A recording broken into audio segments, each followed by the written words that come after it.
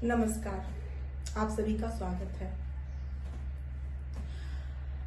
कन्यादान का अर्थ अपनी बेटी का त्याग करना नहीं है, बल्कि उसे एक नए जीवन के लिए शुभकामनाएं देना है। लेकिन अगर वह नया जीवन नर्क बन जाए तो पिता के घर की चौखट उसके लिए हमेशा खुली रहती है।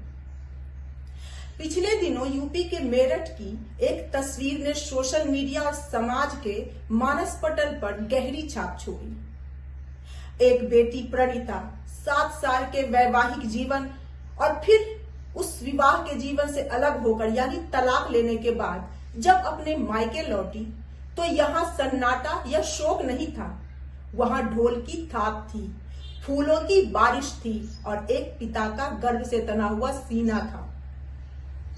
रिटायर्ड जज डॉक्टर ज्ञानेंद्र शर्मा ने अपनी बेटी को वापस अपनाकर उस सड़े गले सामाजिक ढांचे को चुनौती दी है जो कहता है कि बेटी की डोली उठे तो पिता के घर से और अर्थी उठे तो पति के घर से।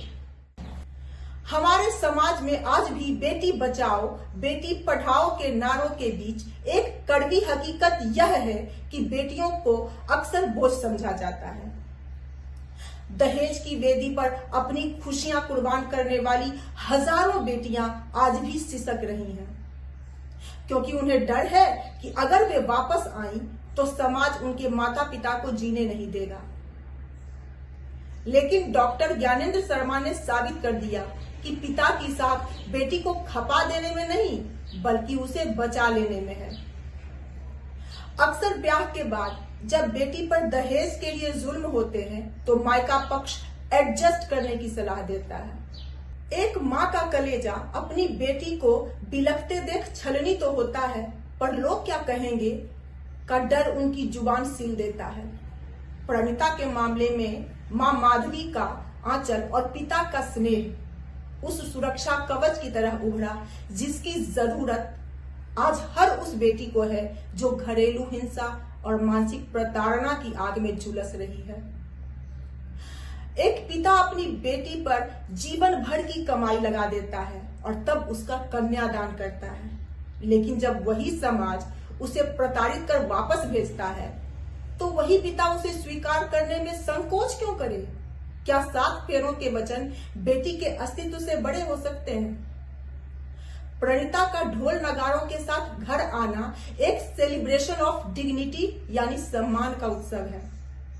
यह उत्सव है कि तलाक जिंदगी का अंत नहीं बल्कि एक जहरीले रिश्ते से मुक्ति का आरंभ है। समाज को यह समझना होगा कि एक तलाकशुदा बेटी उस मरी हुई बेटी से कहीं बेहतर है जिसकी लाश दहेज के लोभियों ने फंदे पर लटका दी हो। इस बेटी के बाप डॉक्टर ज्ञानेंद्र शर्मा कहते हैं 7 सालों तक दुख झेला, उसे सम्मान से जीने का हक है। हर उस अभिभावक के लिए यही मंत्र होना चाहिए जो अपनी बेटी को चुप सहने के लिए मजबूर करते हैं। विवाह एक अनुबंध हो सकता है, लेकिन बेटी का अपने माता पिता से रिश्ता जन्मजात और शाश्वत है। हर बेटी को यह विश्वास होना चाहिए कि दुनिया की हर लड़ाई हारने के बाद भी एक घर ऐसा है जहां उसके नाम की नेम प्लेट अभी भी लगी हुई है। प्रणीता का अपनी मां के आंचल में दुबक जाना और पिता का उसे बाहें फैलाकर स्वागत करना एक नए संयुग, एक नए तरह के समाज की शुरुआत है। यह खबर उन तमाम बेटियों को हिम्मत देती है और उन पिताओं को रास्ता दिखाती है जो समाज के डर से अपनी ही संतानों को अकेला छोड़ देते हैं। वक्त आ गया है कि हम बेटियों की विदाई के साथ साथ उनके पुनरागमन को भी उतना ही सम्मान दें, उसी सम्मान की दृष्टि से देखें, क्योंकि घर ईंटों से नहीं अपनों की मौजूदगी और सम्मान से बनता है। प्रणीता की वापसी केवल एक घर की जीत नहीं है बल्कि पूरे स्त्री समाज के आत्मसम्मान की जीत है। हालांकि इस मामले में प्रणीता के ससुराल पक्ष ने भी मायके पक्ष पे कई आरोप लगाते हैं। अब इसमें कौन सही है कौन गलत है यह तो जांच का विषय है, इस पर हमारा कोई कमेंट नहीं होगा। बेहतर तो यही होता कि दोनों पक्ष मिलकर सुलह कर कोई रास्ता निकालते और तलाक की नौबत नहीं आती, एक परिवार नहीं टूटता। लेकिन फिर भी प्रणीता के पिता ने जो कदम उठाया है उससे उन पिताओं को जरूर हिम्मत मिलेगी जो अपनी बेटियों को अकेला छोड़ देते हैं और बाद में उसकी लाश पर सर पटक पटक कर रोते हैं।